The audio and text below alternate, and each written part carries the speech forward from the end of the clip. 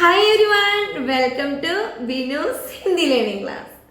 അപ്പോൾ ഇന്നത്തെ നമ്മുടെ ക്ലാസ്സിൽ വേറെ ഒന്നുമല്ല, നമ്മൾ കുറച്ച് പുതിയ വേർഡ്സ് ഒരുപാട് യൂസ് ചെയ്യുന്നു, എല്ലാം യൂസ് ചെയ്യുന്നതാണ്, എന്നാലും ഒരുപാട് യൂസ് ഉള്ള കുറച്ച് പുതിയ വേർഡ്സ് ആണ് പഠിക്കുന്നത്. അപ്പോൾ അതിൻ്റെ സെൻറ്റൻസുകളും ഒന്ന് നോക്കാം. ഓക്കെ, ശരി. First word Himmat. ആരൊക്കെ കേട്ടിട്ടുണ്ട്? ഹിമ്മത്ത്, അതിനർത്ഥം എന്ന് പറയുന്നത് ധൈര്യം എന്നാണ്. ഓക്കെ, അപ്പോൾ അവനോട് ഇത് പറയാൻ എനിക്ക് ധൈര്യമില്ല. നമ്മൾ പറയില്ലേ, ഓഫ് അവനോട് ഇത് പറയാൻ എനിക്ക് ധൈര്യമില്ല, അതെങ്ങനെയാ പറയാ? ഉസേ യഹ് ബത്താനെ കെ ലിയേ മുജ്മേം ഹിമ്മത്ത് നഹീ. മുജ്മേം എന്നുള്ളത് ഇത്തിരി കൂടി പൊളൈറ്റ് ആയിട്ട് പറയുന്ന കേട്ടോ. മുജെ ഹിമ്മത്ത് നഹീ എന്ന് പറഞ്ഞാലും ശരിയാണ്. ഓക്കെ, ഉസേ യഹ് ബത്താനെ കീ. ബത്താനെ കീ എന്നും പറയാം, ബത്താനെ കെ ലിയേ എന്നൊക്കെ പറയാം കേട്ടോ. उसे यह बताने की मुझमें हिम्मत नहीं है. അവനോട് ഇത് പറയാനായിട്ട് എനിക്ക് ധൈര്യമില്ല. മനസ്സിലായോ? ഓക്കെ, അടുത്തത് നിനക്ക് ഇത്ര ധൈര്യമോ? നമ്മൾ ചോദിക്കില്ലേ, നിനക്ക് ഇത്ര ധൈര്യമോ? എങ്ങനെ ചോദിക്കുക? आप में इतनी हिम्मत है क्या? आप में इतनी हिम्मत है क्या? മനസ്സിലായോ? അത് നമ്മുടെ ആപ് മേം എന്ന് ഉദ്ദേശിക്കുന്നത് കുറച്ചുകൂടി പൊളൈറ്റ് ആയിട്ട് സംസാരിക്കുമ്പോഴാണ്. അത് നമുക്കിപ്പോൾ അപ്പോ എന്നും ചോദിക്കാം. അപ്പോൾ ഇതിന് ഹിമ്മത്തേക്കാ, നിനക്ക് ഇത്ര ധൈര്യമോ? മനസ്സിലായോ? ഓക്കെ, ഇനി അടുത്ത വേർഡ് ഭറോസ. ഭറോസ എന്ന് പറയുന്നത് എന്താ? വിശ്വാസം. മനസ്സിലായോ? എനിക്ക് അവന് വലിയ വിശ്വാസമൊന്നുമില്ല, അതെങ്ങനെ പറയാം? മുझे ഉൻ പർ ഭറോസ നഹീ ഹൈ. ഉൻ പർ ഉസ് പർ റെസ്പെക്റ്റ് ആണ് ഉൻ പർ ഉസ് പർ എന്നും പറയാം കേട്ടോ. മുझे ഉൻ പർ ഭറോസ നഹീ ഹൈ എന്ന് പറഞ്ഞു കഴിഞ്ഞാൽ എനിക്ക് അവനിൽ വലിയ വിശ്വാസമൊന്നുമില്ല, ആ ഒരു അർത്ഥമാണ് കേട്ടോ. ശരി, ഇനിയിപ്പോൾ നമ്മൾ പറയാണ് വലിയ കണ്ടീഷനൊന്നും അല്ലാത്തൊരു വണ്ടി നോക്കിയിട്ട് ചോദിക്കുക, ഇതെങ്ങനെ കണ്ടീഷനാണോ? ഓ, ഇസ് ഗാഡി പർ മുझे कोई ഭറോസ നഹീ ഹൈ. ഇസ് ഗാഡി പർ മുझे कोई ഭറോസ നഹീ ഹൈ എന്ന് പറഞ്ഞു കഴിഞ്ഞാൽ ഈ വണ്ടിയുടെ കാര്യത്തിൽ എനിക്ക് വലിയ വിശ്വാസമൊന്നുമില്ല, ഈ വണ്ടിയുടെ മേലെ എനിക്ക് വലിയ വിശ്വാസമൊന്നുമില്ല, അങ്ങനെ കേട്ടോ മലയാളത്തിൽ പറയാം. ഓക്കെ, എങ്ങനെയാണ്? ഇസ് ഗാഡി പർ മുझे कोई ഭറോസ നഹീ ഹൈ. അതുപോലെ തന്നെ ഇപ്പം എന്താ പറയുക, കണ്ടീഷൻ അല്ലാത്തത് മാത്രമല്ല സിറ്റുവേഷൻസ് വരുന്നത് കേട്ടോ. ഇപ്പം നമ്മളൊരു ഡെയിലി പോകുന്ന ബസ്സിനെ കുറിച്ചായാലും, ഓ ആ ബസ്സിൻ്റെ കാര്യത്തിൽ വലിയ വിശ്വാസമൊന്നുമില്ല, അത് കറക്റ്റ് ടൈമിൽ വരുന്നതൊന്നുമല്ല. മനസ്സിലായോ? അങ്ങനെ ആ സിറ്റുവേഷൻസ് പല രീതിയിൽ വരാം. ഞാനതൊന്ന് എന്താ പറയുക, ഒരു എക്സാമ്പിളായിട്ട് ഇത് പറഞ്ഞതേ ഉള്ളൂ. അപ്പം അങ്ങനെയുള്ള സിറ്റുവേഷൻസിലെല്ലാം നമ്മൾ പറയുന്നതാണ് എന്ത്? ഭറോസ. ഓക്കെ, ശരി. ഇനി അടുത്ത വേർഡാണ് തക്ലീഫ്. തക്ലീഫ് എന്ന് പറഞ്ഞു കഴിഞ്ഞാൽ ബുദ്ധിമുട്ട്, അതാണ്. ഓക്കെ, സെൻറ്റൻസ് പറയാം. അവിടെ പോകാൻ ബുദ്ധിമുട്ടായിരിക്കും, അവിടെ പോകാൻ ബുദ്ധിമുട്ടായിരിക്കും. അപ്പോൾ എന്നെ പറയാം, ഉദർ ജാനേമേ തക്ലീഫ് ഹോഗി എന്ന് വെച്ചിട്ട്, തക്ലീഫ് ഹോഗ എന്ന് പറയാഞ്ഞത്, തക്ലീഫ് എന്നുള്ളത് ഒരു സ്ത്രീലിംഗം വേടാ കേട്ടോ. ഇനി ഹോഗ എന്ന് പറഞ്ഞോ എന്ന് വെച്ചിട്ട് പേടിക്കൊന്നും വേണ്ട കേട്ടോ. ഓക്കെ, ഉദർ ജാനേമേ തക്ലീഫ് ഹോഗി എന്ന് പറഞ്ഞു കഴിഞ്ഞാൽ അവിടെ പോവാൻ ബുദ്ധിമുട്ടാണ്. മനസ്സിലായോ? ഇനി അവർ കാരണം ഞാൻ വളരെ ബുദ്ധിമുട്ടുക നമ്മൾ പറയും, ഓഫ് അവർ കാരണം എനിക്ക് ഭയങ്കര ബുദ്ധിമുട്ടാണ് എന്ന് പറയില്ലേ, അതിനെ എന്നെ പറയാം? ഉൻ ലോഗോ കെ വജഹ സേ മുझे बहुत तकलीफ हो रही है എന്നാണ് ഓരേന്ന് പറഞ്ഞു നിർത്താം കേട്ടോ.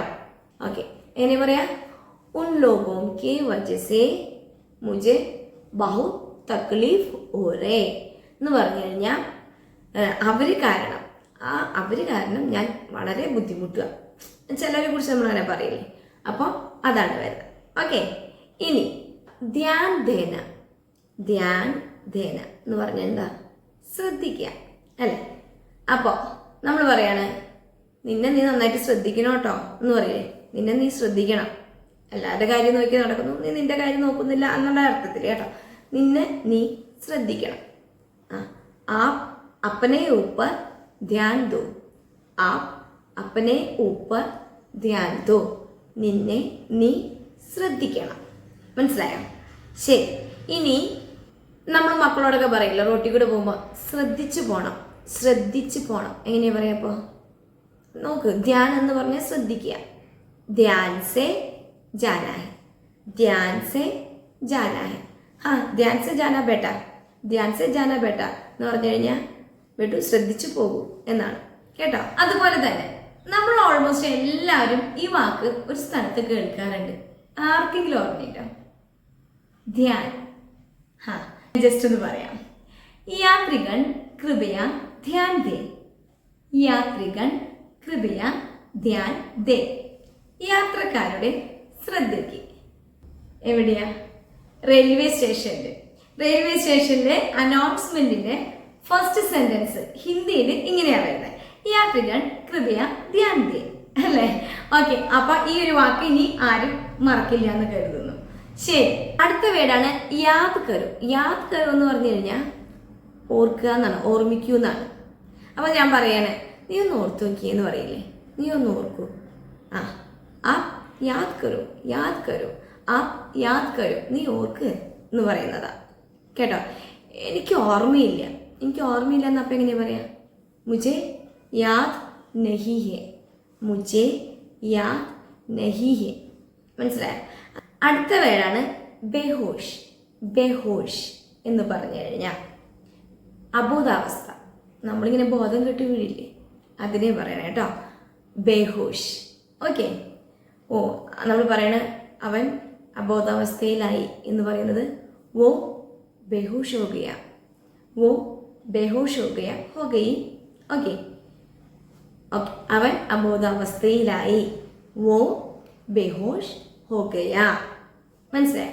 അപ്പൊ ബോധാവസ്ഥയിൽ എന്താ പറയാ? അവന് ബോധം വന്നു, ഹോഷ്മയായ.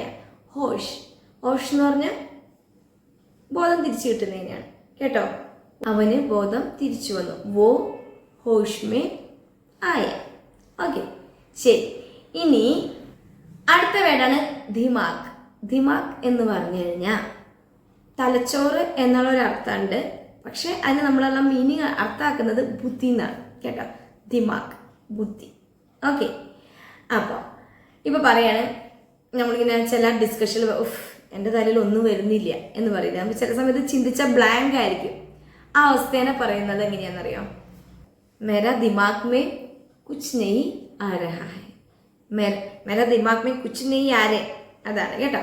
मेरा दिमाग में कुछ नहीं आ रहा है, എൻ്റെ ബുദ്ധിയിൽ ഒന്നും വരുന്നില്ല, എൻ്റെ തലയിൽ ഒന്നും വരുന്നില്ല, അങ്ങനെയൊക്കെയാണ് മലയാളത്തിൽ പറയാല്ലേ. അതിന് അർത്ഥം ഇതാണ്, എൻ്റെ ബുദ്ധിയിൽ ഒന്നും വരുന്നില്ല, എനിക്കൊരു ഐഡിയ കിട്ടുന്നില്ല. മനസ്സിലായോ? मेरा दिमाग में कुछ नहीं आ रहा है. ഓക്കെ, ശരി. ഇനി ഇതിനെ മറ്റൊരു രീതിയിൽ പറയുകയാണെങ്കിൽ मेरा दिमाग नहीं चल रहा है, मेरा दिमाग नहीं चल रहा है. അതെന്ന് വെച്ച് കഴിഞ്ഞാൽ എൻ്റെ ബുദ്ധി പ്രവർത്തിക്കുന്നില്ല. ചില സിറ്റുവേഷനിൽ നമ്മൾ ബ്ലാങ്ക് ആയി പോവല്ലോ, എൻ്റെ ബുദ്ധി പ്രവർത്തിക്കുന്നില്ല, അതാണ് കേട്ടോ. അപ്പോൾ ഈ രണ്ട് രീതിയിലും നമുക്ക് ഈ സിറ്റുവേഷൻ പറയാം.